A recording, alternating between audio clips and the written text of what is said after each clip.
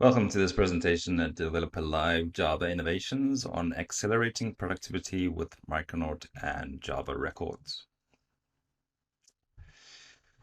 My name is Graeme Rocher. I am an architect at Oracle Labs.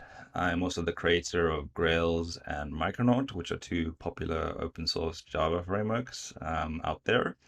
I'm a Java Champion alumni, and if you want to get a hold of me, you can reach out to me on those various social links. So on the agenda for today, we'll do an introduction to Micronaut.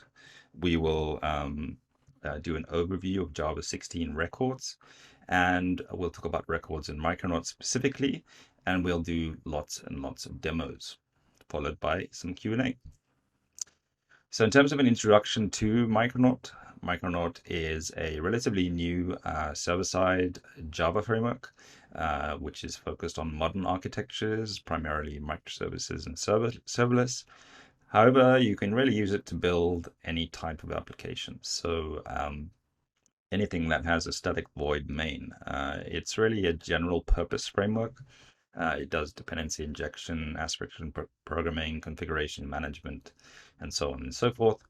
And it does so by hooking into your Java C compiler through the use of annotation processes. The client and server-side part of Micronaut is written in the popular open source toolkit called Netty. And in general, you can think of Micronaut as build time framework infrastructure. So Micronaut will at build time through Java C compute all dependency and configuration injection. It will compute the annotation information it needs to know about the different classes that are annotated in your source code. It will compute aspect-oriented programming proxies. So like things when you have at transactional on a method, it will figure those out at build time and wire them together correctly. It will compute bean introspections. So many of you may have used java.beans.introspector in the past to get information about Java beans, the properties, and so forth.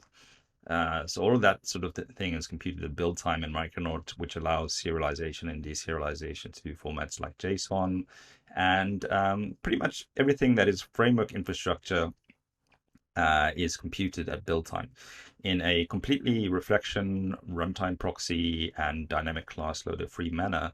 And because there's no reflection, there's no runtime generated proxies, there's no dynamic class loaders, that makes Micronaut's runtime part much smaller, leaner, faster, and easier to debug because you have smaller stack traces than you typically get due to the lack of reflection, and you never have to like debug weird class loader problems because of your different class loader hierarchies that you do in traditional containers. It's really a simple runtime infrastructure, which is really important. So in general, also as well, Micronaut has a very close relationship with GraalVM. GraalVM is a new virtual machine out of Oracle Labs that is able to, in JIT mode, increase application throughput up to 20 to 30% and reduce latency. And it's also able to take your application and perform a closed world static analysis on it to perform and compile a self-contained native binary, which is really great for a number of different use cases, such as, for example, cloud deployments or serverless, where you want really fast startup in the Kubernetes environment or on serverless applications. It's also great for command line applications. You can finally write native command line applications in Java. And a whole bunch of use cases, really, where native code is required. And in addition to that, GraalVM has a truffle language framework, which allows different languages to seamlessly interoperate. And as part of the package, there are out-of-the-box implementations of various languages, including JavaScript, Ruby, Python, and so on and so forth. Micronaut has a really strong relationship with the GraalVM, even more so since I'm working directly with the GraalVM team. They're essentially a match made in heaven. And one of the reasons for that is the native image tool that I mentioned on the previous slide. So Micronaut is able to, combined with native image, it's able to greatly simplify how easy it is to build a native image. And the reason for that is because native image has to perform this closed world static analysis of your Java code. And if it finds any parts of your application that are like dynamic, where there may be reflection in use, or there may be dynamic class loading, you have to configure native image and tell it about those use cases. All of those use cases are fully supported in GraalVM, but you have to configure a native image and tell it about those cases. And because Micronaut doesn't do any reflection, doesn't do any dynamic class loading, doesn't do any things that require additional configuration, it really is easy to get Micronaut applications operational on native image and GraalVM. And once you do have an application operational on GraalVM and native image, the results are spectacular in that startup time is orders of magnitude faster, which, like I said, for certain use cases, serverless, command line applications, low memory for microservices, provides real world benefits. And the combination of Micronaut GraalVM is getting a lot of developers really excited. So now on to Java Records. So Java Records were introduced in Java 14 as a preview feature. And initially you had to enable them explicitly with the enable preview flag. And they have now been promoted into an official feature as of Java 16, which is awesome. These records, record types, as they're called, address a really long-standing need in the Java community to allow developers to define immutable data classes that basically hold an aggregation of values. And have for example, the equals and hash code methods automatically implemented for you. Now, there's been a lot of attempted solutions to this in the past, from things like Lombok, which is an annotation processor that tries to address this problem. And other languages out there have equivalent features. So it's really great that Java 16 has these new features, this new record feature for what is such a common use case particularly in server-side application development. So Java records are really awesome, and this is one of the reasons. So basically, if you look on the left-hand side, this is pre-Java 16 without records. The way you would define a immutable class that hold a collection of values is you would define two final fields, a constructor, some methods to get hold of those fields from the outside, and then an equals and hash code implementation, and almost certainly you would add a toString as well. So you had to define all of this, and now all of that just becomes record point on the right-hand side here, which, the reduction in terms of lines of code is remarkable. And this is really exciting because developers no longer have to rely on their IDEs to code generate all of this boilerplate. It's just done for you by the Java compiler, which is absolutely awesome. So records are a really, really cool feature in Java 16, and very excited about them myself. The potential for them is huge, and potentially to revolutionize the API design in Java as well, which I think we're going to see some massive changes as libraries adopt records over time. And one of those libraries is of course Micronaut. There are loads of use cases for records in Micronaut. So records in Micronaut have a number of different uses. A common use case in Micronaut is to define immutable configuration that gets bound from different configuration values, for example, from the system properties or the environment variables or application properties files or YAML files or whatever. And you define these in a Micronaut application to define how your application is configured. It's very common for server-side applications to be what's called cloud native and adapt their configuration based on where they've been deployed. And modeling that immutable configuration with records is so much more concise. Another common use case for records will be for representing JSON responses and serializing and deserializing JSON. So, it's very common with JSON is such, pretty much the standard interchange format nowadays for microservices and server-side Java. And it's really nice that you can represent these JSON, these JSON responses using records and use libraries such as JSON to serialize and deserialize those packets to and from JSON, which is a fantastic use of records in Micronaut. Another common use case is going to be, reading data from a database. So, it's very common to read a row from a database and want to bind the result set to a particular Java object so that you can model it in your application. And records provide a really great way to do that. And Micronaut Data JDBC has really nice integration with records since Micronaut 2.4. And another common use case for records is going to be, it's very common to have the need to validate incoming requests, whether they be from multi-part data or form data, or for example from incoming JSON packets. And you have to make sure that you validate incoming data into your application.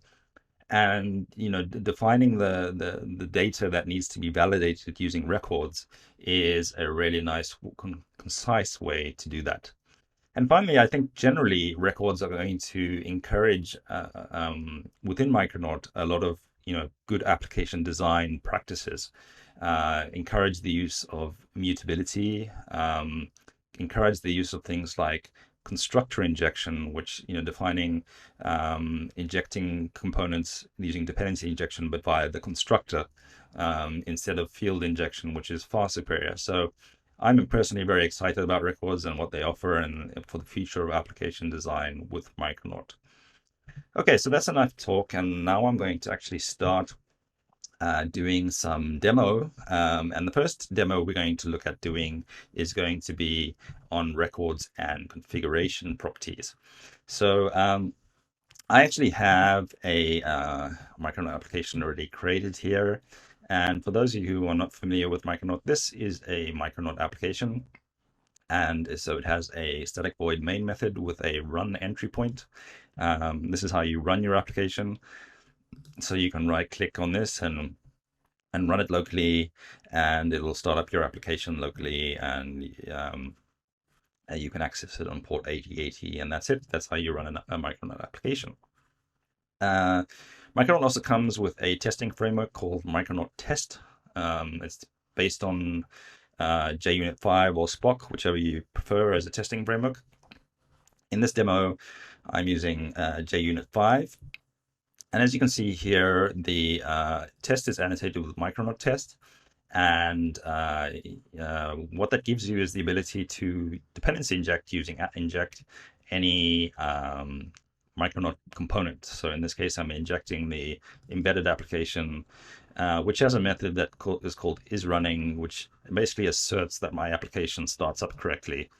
So I can run this test here, and it executes and passes successfully. Another important thing to note is just how fast that test executed, right? The recent versions of Java have really come on leaps and bounds in terms of optimizing startup time, and Java 16 is no exception. It's really, really fast to execute your tests. Tests execute instantaneously, and this is a full integration test that is actually spinning up the server and the data source, and I had set up a data source beforehand, and it's really, really fast. Okay, so now let's talk about records and configuration. So what I'm going to do is I'm going to model a kind of pretend pet clinic application here, and I'm going to create a clinic configuration class, and I'm going to switch it out to be a record. And records basically you use the record keyword, and you must define the record components. So a record can have 0 components, but I don't think that's particularly useful. But in this case, I'm going to add a single component, which is the name of the record. Now, the way you would bind this record to configuration in Micronaut is by simply adding at configuration properties and the namespace you want to bind to. So let's put clinic. So I'm going to bind to the namespace clinic, and any configuration that comes into my application is going to be bound to this. So how will we test that? So I can open, for example, my application.yaml file here, and what I can do is I can say clinic name Micronaut clinic, like so. And then I can write a test that injects that configuration. So I'm going to inject the clinic configuration like that. And we're going to write a test that says assert equals Micronaut clinic configuration.name. And if let's run this test and see what happens. Okay, so the test passed. So as you can see, simply by defining a record as configuration properties, we can automatically bind all sorts of configuration values. And of course, I'm using YAML here, but you could use the environment variables or system properties to set the name property from the environment and configure it automatically. Now, configuration properties can also be nested using init classes, and records also support inner records. So that makes it really nice to design your configuration with Micronaut, because you can do things like static record, pet configuration, and have a kind of child record in here, say name, age, and maybe whether they're healthy or not, like that. And I think yeah, there we go. And here I have a kind of nested record. Now, one of the things that you can do in Micronaut is there's another annotation. I could annotate this with at configuration properties pet, and that would allow like a single pet configuration nested below clinic in my configuration model. But you can also have multiple. So I can say each property pets, for example, and use the plural form. And then every time there is a pets sub-record, sub entry in the configuration, it'll create one of these. Now, other niceties that you get with Micronaut configuration is you can specify default values. So I can say at bindable, the default value for this should be true. So we just assume that pets are healthy by default. And then I can come into my application.yaml, and I can add a nested pets entry, and I can have maybe Fred that has a name Fred and an age of 8, and maybe Bob that has a name Bob and maybe an age of 5. Okay, so I've got two nest pets under the pets namespace, and these are gonna, like I said, bind to this pets subproperty within my configuration model.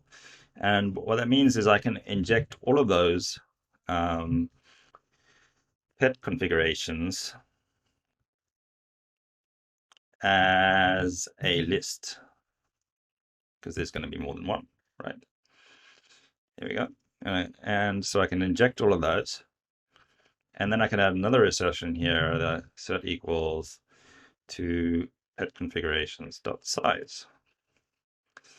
And let's run that and see what happens. Okay, so the test passes. So it's binding. It's essentially binding all of those nested pets elements, each one into from one of these nested values. Now, to actually see that more in action, you could always iterate over the pet configurations and output the pet configuration dot name, for example. There we go. Run it again. And you can see we get Bob down here, we get Bob and Fred output in my system out over here. So exactly what I expected. So yeah, you get this really nice way to model configuration classes with records in Micronaut 2.4. Okay, so now it's Micronaut is fundamentally based on a dependency injection model. So you can dependency inject records into other components. So what I'm going to do next is I'm going to create another class called pet controller, and let's make this a record as well. So this is also going to, my controller itself is going to be a record. And what we can do is we can inject those pet configurations using constructor injection, like so, and import that. You can even add a nice static import for this, so to simplify the code a bit. And we can make this a controller that maps to the pets endpoint. There we go. And then maybe we should add a method that maps to the HTTP get method that lists all of the pet names, right? Something like that. So we map to the root endpoint. And what we can do is something like configurations.stream. And maybe we want to filter out, and only have healthy pets. And then we want to, get hold of the pet configuration name. And then we want to collect all of that into a list. And there we go. We have a controller that outputs the pet names as JSON. So how would I test that? Let's go back to my test case here. And what I can do is I can define a client that maps to the pets endpoint. It is a interface pet client, like so. And what I can do is I can take the same get method that I'm using here and just invoke that endpoint. And then I can inject it up here. So I can inject my pet client into my test. And let's write a test that this works. So we're going to list, get all the names of my pets. And we're going to say assert true, names contains Fred. And then run this and see what happens. Okay, and it works. So that's a full integration test where I have an HTTP client sending a request to the pets URI to the names endpoint. It's going over JSON. It's returning the resulting JSON, and it all works. You can actually come into your logging configuration if you want, and you can say logger name equals io.micronaut.http.client level equals, if I can type today, trace, and then we can run that again, and you can see the request going out to the server and the response coming back over here, down here, which is with my my JSON list of strings. So that's pretty awesome how quickly that we implemented that. And the nice thing is with the records, we're implicitly modeling immutability for my controller, and we're using constructor injection. And notice how we can reference directly the record components without there being like a final field or anything. So it leads to really concise, nice code, and promotes immutability and so on and so forth. So I think that this is really cool how concise this ends up being. Okay, so now let's look at bean introspections. So bean introspections on Micronaut are used to allow, for example, serialization and deserialization to JSON. To JSON, or reading and writing objects to the database. So what if you wanted to have, another record here called pet to output something richer something richer than just the names. So what you can have a record that actually represents a pet, and maybe you can have, the string name, int age, and of course you could have you could output like different properties here if you wanted to, or have additional information. And what you want to do is you want to annotate this with @introspected. And what that does in Micronaut is it makes it possible to instantiate, read the properties, and write to the record components at runtime dynamically, and it plugs into things like JSON for serializing and deserializing to JSON in a reflection-free manner, just by adding this hint that this is going to be used in that manner. So, I've added a record here that models basically what's going to go out on my application. And what we can do instead here is we can say, instead we're going to map the config to my new pet class.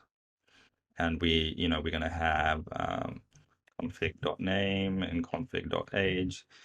And, we're going to change this to instead emit a pet instead of the names, and we can rename it to something more appropriate, such as list pets or something like that, or maybe because we're only listing healthy pets, you can name it to list healthy pets, and map it to a healthy endpoint like this.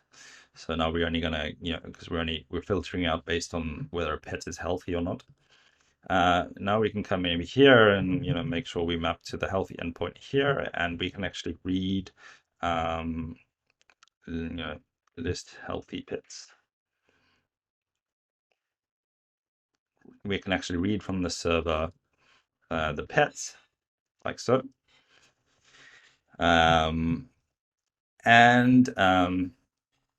that, obviously now if I run this is likely going to fail because this contains check is going to fail. So we've got a list coming back here, and I'm calling contains with an invalid type, which is clearly not wise. So that assertion is failing. But now the cool thing about records is the fact that I can actually instantiate a new pet here and say, I'm going to assert that Fred is in there. I can't remember actually what age Fred was. Fred was 8. I'm going to change this assertions to check my pet is contained within that list, and now it passes. And that's because records implicitly implement equals and hash code. So the contains check is automatically passing without me having to implement explicitly equals and hash code, which is really, really, really awesome. So that's I think that's a huge boost to this kind of development. I think introspections are such a critical part of Micronaut, and serializing them and deserializing back and forth to JSON is just one example of them. And we're going to be doing a lot more demos of what more you can do with introspections as we go through this. So another thing you can do with introspections is validation. So what you can do is, for example, in my pet configuration here, none of this is actually validated at all. And what you can do is you can actually add validation rules on here. Right? You can say that the name shouldn't be blank, and the max age maybe this should be 20. And you can actually add javax.validation rules directly onto your configuration, which allows you to validate your configuration automatically. So for example, now if I tried to put a pet that was too old into the system or something, or unsupported or whatever, this would actually fail because upon attempting to instantiate the pet configuration, it ended up being invalid. So you have this implicit ability to just through annotations and Micronaut's built-in support for JavaX.validation to validate your components and your configuration automatically, which is is really neat. And we'll see how that later extends on to other use cases as we go through this presentation. Okay, so records in JSON, like I said, the JSON, the ability to serialize objects to JSON, it really extends to other aspects as well. This is just like using the default JSON output. But what you can also do is, and I'm going to make my test pass again, just so that we can carry on demonstrating this. But what you can also do is you can say, as you can see down here, we're getting from the JSON response, we're getting the name and the age back in the JSON stream. But what you can do is you can also use, all your regular JSON and Jackson annotations, such as JSON ignore. So if I only want to output the name but not the age in the JSON response, you can add that JSON ignore annotation to your to your record, and it will be emitted in the response. As you can see in there, it's now my test is actually failing now because of this change, because it's ignoring the age property and emitting only the name property, which makes my test fail because I was asserting the age coming back from the server was what I was expecting it to be. But as you can see, you can control how JSON is mapped using the regular JSON ignore annotation that you're already familiar with in Jackson, which is really nice, and you can customize whatever you want in that respect. So I'm going to undo that briefly as I continue through this presentation. Okay, so now let's look at database access, and this is where I get excited because I love working with databases. So what you can do is with Micronaut data JDBC, instead of annotating with introspected, what I can instead do is I can add, I can say that this is a mapped entity and make it a map, which will make it map to the database. And then all you need to do is add a database identifier. So I'm actually going to add back my healthy property to this because I want to install that information in the database.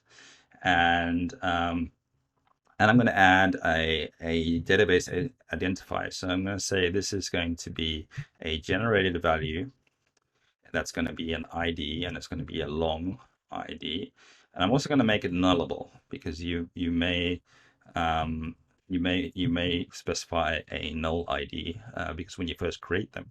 Now, one of the nice things about records is they can have multiple constructors. So I can have an additional constructor here that simplifies things for me. For example, I can add a pet constructor that just takes the name and age and calls this null for a null ID, the name, the age, and defaults to true as making it healthy. Or I could add another constructor here, which allows me to pass healthy. So you can have as many additional support constructors as you need, or secondary constructors that simplify the syntactic usage of constructing these objects in the different ways that you want to construct them. Okay, so with that in place, what I'm going to do is, now that I've mapped it to the database and I've assigned it a database ID, I am going to create a new pet repository interface, which is going to be this guy. And it's going to be a JDBC repository that maps to the H2 dialect, and it's going to extend CRUD repository. And I'm going to pass in the two generic arguments that we need, which is pet. The first time is the entity type, and the second one is the ID type. And what that does is essentially define a database repository that I can interact with. So now what I can do is I can come in here, and actually I'm going to even make my application class a record just because we're having fun with records. And I'm going to inject my pet repository into it, like so. And I'm going to add an event listener in here that waits for a startup event. So when the application starts up, this event listener will be fired. And I'm going to also inject into my application a list of pet configuration that we had before. So configurations, again, we can replace it for static import we want. And we can, what we can then do is we can say repository.save all configurations stream, map them to my other pet record, for example, config.name, config.age, config.healthy, and then collect those up into a list and save them all into the database in one statement. There we go. And then I can come to my pet controller, and instead of just reading all these configurations, I can put in my pet repository in the constructor here, and I can write instead a query that does what I want to do. So I can say find all by find all by healthy true, like that.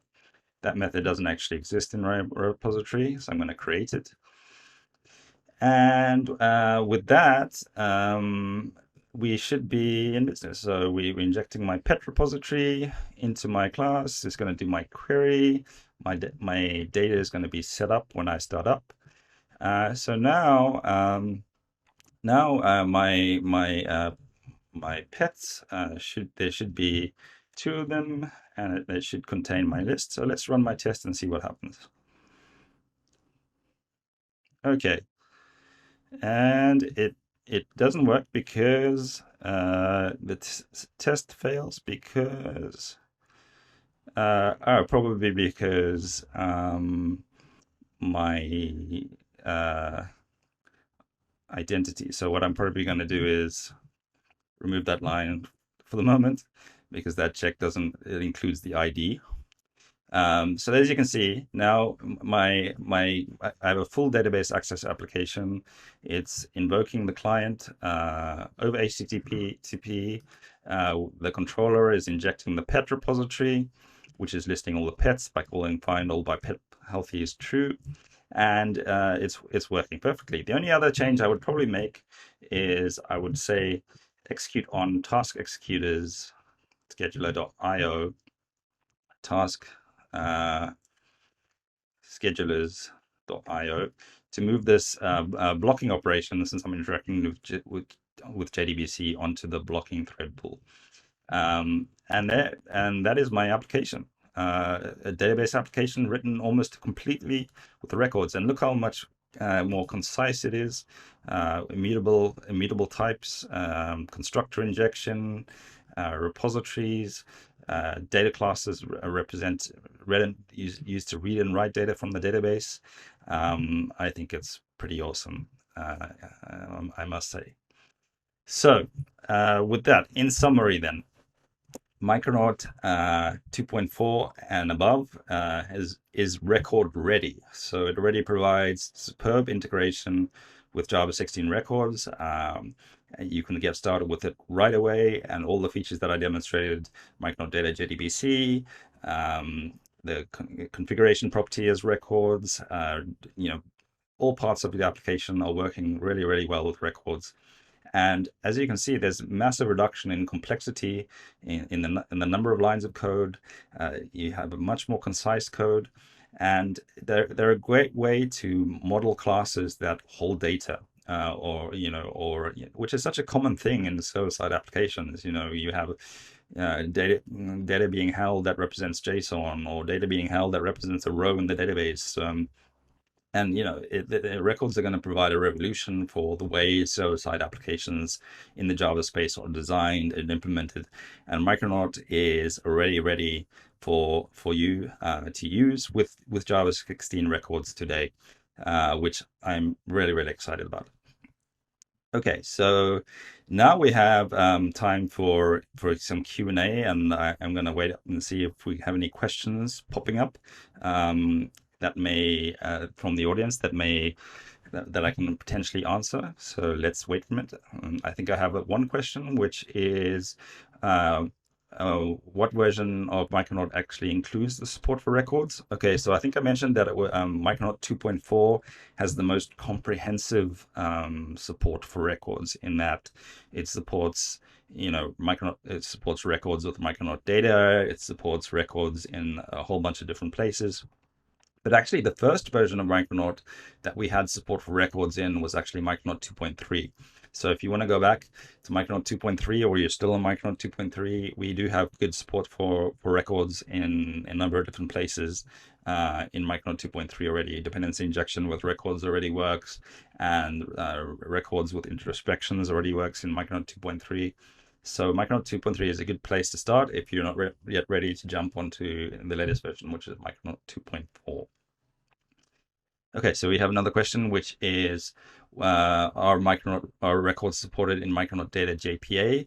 The answer to that is, unfortunately, right now, the Hibernate it doesn't currently, to my knowledge anyway, work with records. It really requires mutable state in order to do things like dirty checking and so forth. So I think that right now, I don't think it's possible, but Hibernate is evolving just like any other technology. I imagine you would be able to use records for DTOs and certain use cases, even if you can't use them for your JPA entities, I imagine. So keep an eye on that for that and how it evolves in Hibernate. I'm sure there is many different directions that can evolve in. Okay, so we have another question is, what else in Micronaut that wasn't covered in this session? Where else in Micronaut do you think records would be useful? Well, I think everywhere, I think that, I'm a big proponent of immutable state and immutable applications, and as much as possible using constructor rejection and final, unless you really need immutability.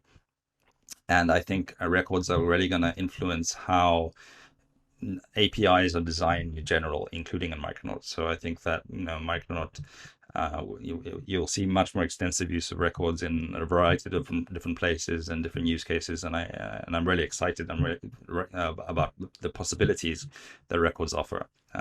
So just watch the space. Basically, I think records are going to really make a big splash. And then we have a final question, which is, what is the feature you would most like to see in a future version of Java? Wow, so that's a difficult one. I think probably, I'm a big Groovy user as well. I write a lot of tests in Spock. And I think that the feature that I missed the most, that I would love to see in Java in the future version, is definitely string interpolation. So the ability to, embed variables inside of strings.